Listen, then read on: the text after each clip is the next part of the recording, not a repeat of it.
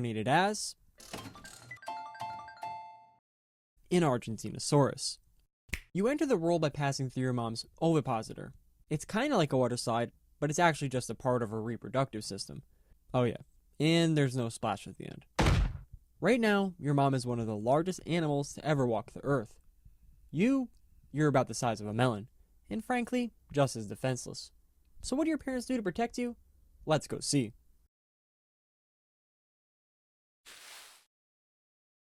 That's right.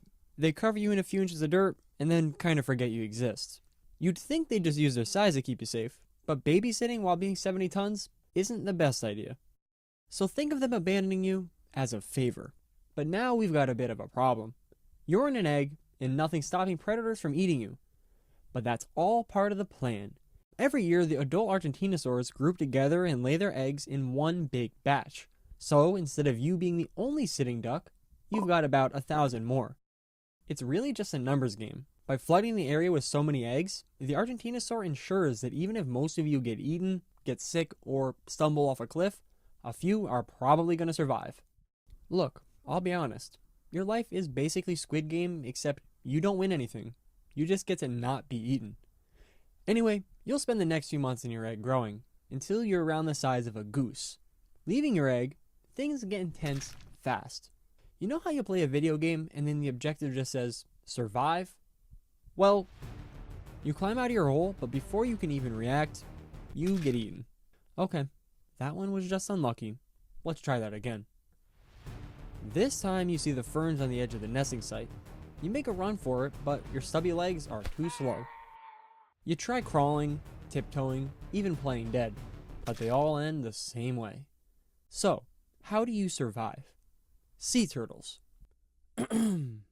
Yes, sea turtles. So, they pretty much got the same strategy as you. Lay a bunch of eggs and hope a few will make it. But the ones that do, they'll unintentionally use their siblings as bait. Something like this. So, you need to find a group of your hatchmates trying to escape together. Doing this, you all dash into no man's land at the same time.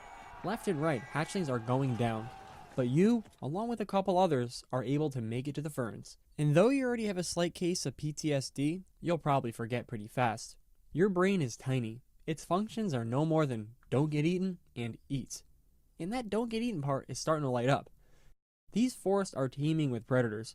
You've got Moposaurus, Meraxes, Scorpiovenator, and those are just the ones that can swallow you in one bite. It's time to deploy, really, your only survival adaptation. Go-Go Gadget Cryptic Coloration. Okay, this might not look like much, but it's kind of like how a baby deer is born with all those white spots, as it mimics sunlight filtering through the forest, and your coloration helps you blend in with the ferns and cycads. Alright, not the most OP trait, but I told you, it sucks to be born as an Argentinosaurus. But besides, if you get spotted, as long as you keep sticking by your newly formed herd, the odds of you being singled out decrease significantly. But these are all band-aid fixes to the bigger problem. You're small, and as a sauropod, that's a one-way ticket to death. So you need to start your bulk ASAP, and the easiest way to do that is by eating from the tops of trees. But maybe you'll just stick with what you can find on the forest floor. You're like the Cretaceous version of a lawnmower, except you don't really turn off. Thanks to that small brain, you really only need a few hours of sleep at night. But even with that almost around-the-clock eating, you can't waste any time. That means no TikTok, no doom scrolling, and certainly no chewing. In fact, you couldn't chew even if you tried. Your jaw muscles are non-existent, so no Chad face for you. However, without the need to chew, each bite saves precious time. But even this strategy has its drawbacks. Without teeth to break down the plant matter, you'll need to find an alternative method to do so. Step 1. Acquire a rock. Now swallow it. Once these are in your stomach, they'll turn into these things called gastroliths, which are just rocks in your stomach. But they'll help break apart your food like the teeth you never chewed with. One other thing you'll need to do is acquire a strong gut microbiome. This will help you extract as much nutrition as possible, but there's only one way to get that. This is dung left by one of the adults, and it's full of those gut germs you need. So, you're gonna have to eat it. Once that's all complete though, it's pretty straightforward. With enough food, your growth accelerates rapidly. By year 1, you're already the size of an adult cow. By 2, you're double that and only growing faster by the day. Your tail is morphing into a formidable weapon, your legs are less stubby, and your neck is stretching closer to the leaves. Now you'd think bigger always means better, but for you, not so much. One day you and your herd are play fighting, and out of nowhere, a Moposaurus appears.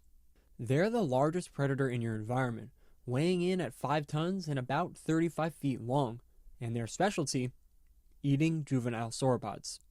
At your size, there's not many options. You're too big to run. Well, you can try, but your top speed is only like 5 miles an hour. You're too big to hide, with your cryptic coloration kind of disappearing at this point. Yet, you're still too small to fight back. So as always, you're a sitting duck. But now you're a bigger one? Your only hope is a dance-off. Okay, one of you's about to get eaten. Like a sick game of Russian roulette, you manage to make it out alive. But you're not going to be able to survive like this for much longer. Your herd's numbers are thinning. It's time for you to seek protection elsewhere. Now that you're grown, you're finally big enough to join an adult herd. One might assume finding a group of giants isn't that hard, but it's kind of like spotting a whale in the ocean. There's a lot of ocean and not a lot of whale. The key is the pattern to their movements. Their paths often follow the same routes year after year. Now, remember that dung you'd rather forget about? It actually holds even more secrets. As they ate, they unwittingly planted seeds, leaving behind a trail of future trees. And to help you zero in even further, you can always follow the scent pheromones. By doing this, you should be able to find the herd, sooner or later. For the next 2 months, you do a lot of walking, but at least you get to eat along the way. And though you haven't had any luck yet, one night when you try to go to sleep, you realize how much progress you've made. You're so big now that it's actually uncomfortable to lay down. From this point on, you'll be sleeping standing up. However, this night, rather than being awoken by the sun, a gush of water wakes you up. A waterfall? That wasn't here when you went to bed.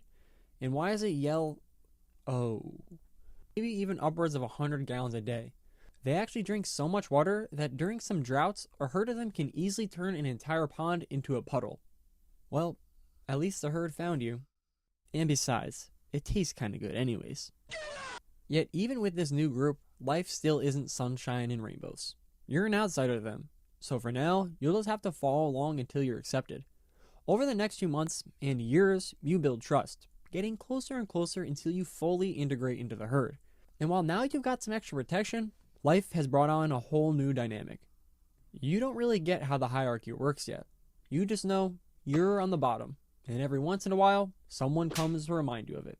Nevertheless, there is a clear leader.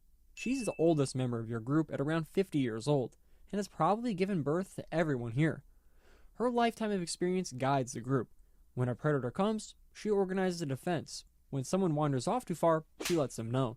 You're learning a lot, growing fast, and by about 20, you're too big for predators to really mess with you anymore. Usually, you're spending your time eating, of course, but now you can do it even more efficiently. Now that you're larger, your neck offers even more benefits. Sure, you can reach up to the tops of trees now, but the best part? You can do this big circular rotation. So rather than moving your entire body for your next bite, you can just move your neck. But that's not the only thing that's changed. Since losing your cryptic coloration, it's been replaced with these very vibrant colors. What's the point of camo when you're the size of a building anyways? These vibrant colors now serve the purpose of attracting mates. But you haven't attracted any yet. Me too, man. Me too. Your reason being the grown adults. You have to compete with them to reproduce, and because they're older and bigger, when you sword fight with your necks, kind of like a giraffe, they always win. Until you get bigger, no love for you, and it's very traumatizing. By about 30, you're big enough to finally win these fights. You get your mate and your babies, they're born in the same nesting site as you, and following your family tradition, you abandon them. Of the 1,000 eggs that you were born with, approximately 50 have made it to adulthood. That's about a 95% mortality rate. You're one of the lucky ones, but at least you've made it. By 40, you're pretty much fully grown.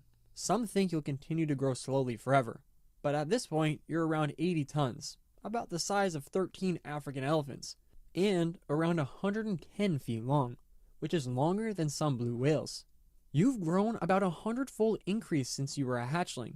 That's like a 20-inch human baby growing to be 160 feet long. But you are cheating, a little bit. You have these air sacs all throughout your body, which cut down on weight while also giving you your huge build, making you 10 times larger than any predator in your environment. If a Maposaurus gets close, you have no problem pulling out the hydraulic press. Still, your life ahead is long. Some Argentinosaurs live to 100 years old. As you age, you'll gain new responsibilities. Help lead the herd, pass down everything you've learned, and continue to grow the generations that will follow you. Nothing can stop you. Well, almost nothing. On your 51st birthday, there is a thunderstorm. And because you're so tall, the trees can only provide so much cover. And then,